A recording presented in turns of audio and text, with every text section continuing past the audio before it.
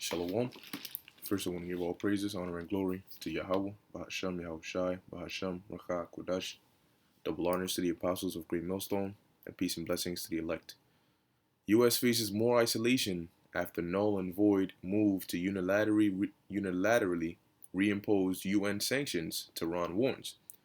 And this comes after, the whole situation where the U.S. wanted them to impose sanctions back on Iran, okay, for the annulment of the 2015 nuclear deal, the JCPOA. All right, now these other nations, all right, which are allies of the U.S. but are also involved in this, were involved in the deal.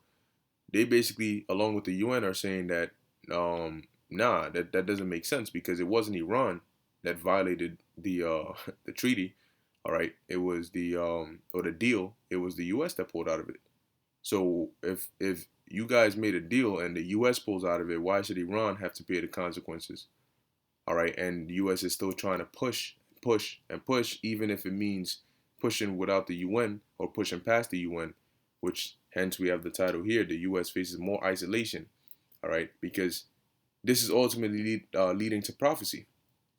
All right, which we're gonna get now. Let's read the article. It says Tehran has rebuked Washington's decision to unilaterally impose or reimpose UN sanctions on the Islamic Republic. Now, let's bring that up. Unilaterally or unilateral.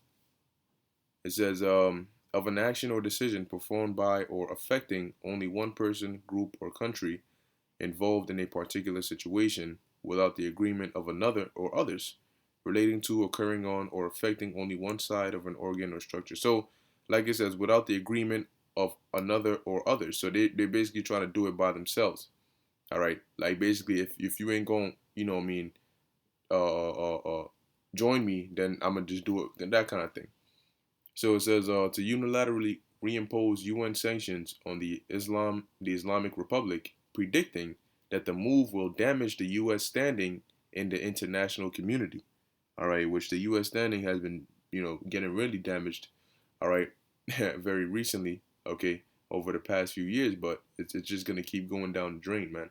Because this place is not only gonna go down physically, it's gonna go down status wise. It's gonna go down, it's already down morally, and it's gonna go down from the internal as well.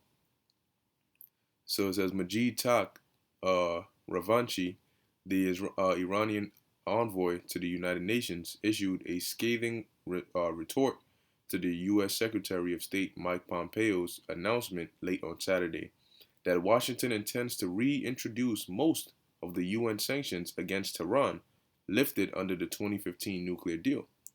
The Joint Comprehensive Plan of Action, or JPCOA, all right, I might have said it the wrong way earlier, was aimed at placing restrictions on Iran's nuclear program in exchange for sanctions relief. It was signed by Iran, the US, Russia, China, the UK, Germany, and France. So the US makes it seem as though it was just signed by Iran and the US. You forget that there's other parties that are involved in this. Okay?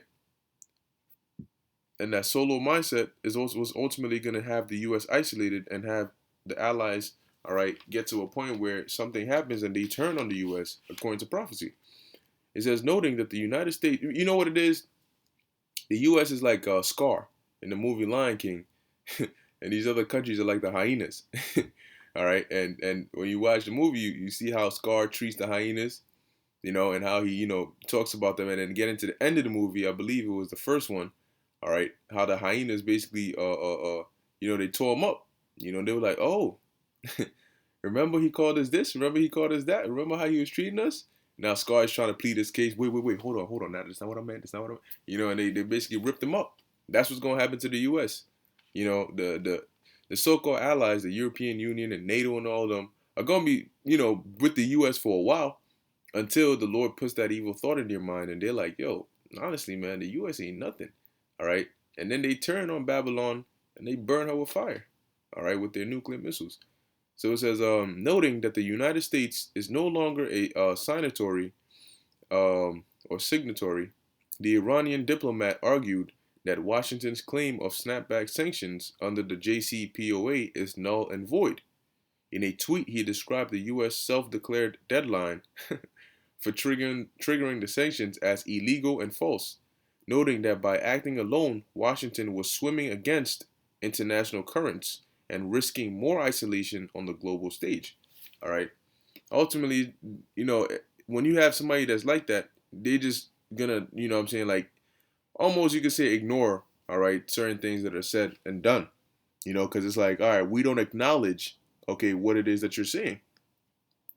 It says in a letter to UN Secretary General Antonio Guterres, Takht Ravanchi said that the U.S. was trying to completely ruin the JCPOA by employing unilateral, arbitrary interpretations and pseudo-legal arguments. The Iranian envoy explained or expressed hope that the Security Council would block such moves, warning that Washington was undermining the authority and credibility of the Council and the United Nations. Because once again, they have that pride. They think that whatever they're a part of, it's not a body. It's more like they're the head and everybody else follows them. Which when you read about it, that's why it says Babylon was the woman that sat upon the scarlet colored beast. So they got that pride, thinking that like basically all these other nations dance to their tune. It says Pompeo has taken a forceful stance on its instance that the unilaterally imposed sanctions should be recognized, warning that any nation that refuses to comply with the U.S. on the matter will face consequences. You mean you gonna put consequences on the whole UN? See, that's what the U.S. does, man. Slap sanctions, threatens with war and slap some more sanctions. Are you gonna put sanctions on the whole UN? All right. However, Washington's NATO allies have reportedly already expressed their displeasure with the move. See that? Now, there's only so much that allies can take before they stop being allies. If we're in an alliance, that's supposed to benefit us both. But if we're in an alliance and I'm paying for your actions that don't make sense at all, why the hell am I still in an alliance with you? It says the UK, France, and Germany signaled their strong opposition to the sanctions in a letter to the UN Security Council. So they're saying, look, bro, we not with this. You know what I'm saying? We not with this. Now, you have Iran that's in the center, okay? And the U.S. is saying sanction them, and the allies are saying, no, don't sanction them. We're not with that. So, you already know how the U.S. gets. It's more like, oh, so you either with me or you with them. It says the European signatories of the nuclear deal, Germany, France, and the UK, reflected on the sanctions snapback early on Sunday. Their joint statement noted that the U.S. had ceased to be a party of the JCPOA following its withdrawal on May 8, 2018, and that trying to trigger the return of the punitive measures doesn't make any legal sense. And that's exactly right. If you backed out of the deal, what the hell are you penalizing me as if I broke the contract? It says it flows from this that any decisions and actions which would be taken based on this procedure or on its possible outcome would also be incapable of having any legal effect.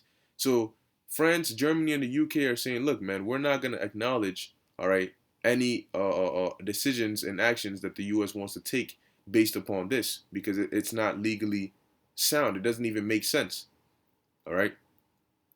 Basically, it holds no power. Hours before Pompeo's announcement, Iran Foreign Minister Mohammad Javad Zarif urged the international community to stand up to Washington's bullying tactics. Okay? Tensions between Tehran and Washington have been on the rise since the Trump administration pulled out of the JCPOA in 2018, and there's a reason the Lord had that happen. And then look, you got this madness over here. Look at this.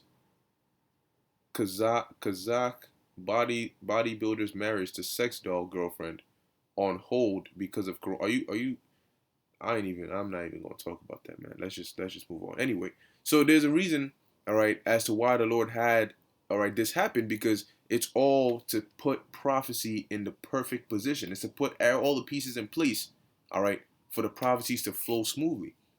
Now, this is the book of Daniel, chapter 7, verse 20. It says, and of the 10 horns that were in his head, and of the other which came up, and before whom three fell. Now the other which came up is America or Babylon. All right, and the whom three fell were the Spanish, the British, and the French. So it says, even of the horn that had eyes and a mouth speaking very great things, and when you hear the way they talk, they speak as though they solely run the system isn't just the US. The system, the beast, isn't just the US or Babylon. All right, the beast is a whole body power structure, but the US speaks as though they are the whole power structure. All right. It says, whose look was more stout than his fellows, and that's why they act the way they do. Okay, because they believe that they're above everybody else. They still got that mindset. Okay, yeah, they dropped the atomic bomb and everybody feared them, so they still think we're back in that time. This is Obadiah 1 and 3, and because of that, what? That's made them proud. And let's see what that pride is going to lead to. It said, the pride of thine heart, meaning their mind, they think so highly of themselves, what? Hath deceived them. All right, or Salakia, hath deceived thee, thou that dwellest in the clefts of the rocks, meaning what? Cave dwellers. And what does the word Caucasian mean? It means cave dweller. And why do they call themselves Caucasian? Because they are cave. Their ancestors were cave dwellers. It tells you in the book of Job they were driven from among men. Where do you think they went? All right, it says, whose habitation is high, that saith in his heart. And all right, when you look up, when you even Empire State Building, when you look at these skyscrapers, they tall as hell. Why the hell you got such a tall ass a building for what? You know? It says, that saith in his heart, who shall bring me down to the ground? You hear that? That is that pride that has deceived them. If I say we put in sanctions on Iran, we put in sanctions on Iran. Who's going to stop me kind of thing? Well, let's see what's going to happen at the latter end. Revelation chapter 17, verse 16. It says, and the 10 horns which thou sawest upon the beast, these shall hate the horse. So the beast being this system that is includes the 10 horns, all right, includes the which today will be the European Union, okay, and NATO with the US, okay. Now it says here that the 10 horns, all right, which are allies, because the EU, majority of them countries, they're allied with the US, right? Some of them are in NATO, you know, but they have so many trade deals and all these things, right? Cool. These allies, which thou sawest upon the beast, meaning they're part of this system, these shall hate the whore, and the whore is America or Babylon the Great. So there's going to come a point, okay, where the Most High is going to have something happen, or he's going to put it in their mind, and they're going to hate America. They already have that, you know, low-key dislike, but it's going to become so evident. They're going to hate America and shall make her desolate. So they're not just going to hate her inwardly, but they're going to act upon it, all right, and shall make her desolate and naked. How? It says, and shall eat her flesh, and that's not literal, and shall burn her with fire. Meaning that in that war that's coming, ultimately, they're not gonna be on the side of America. Their missiles are actually gonna burn this place as well.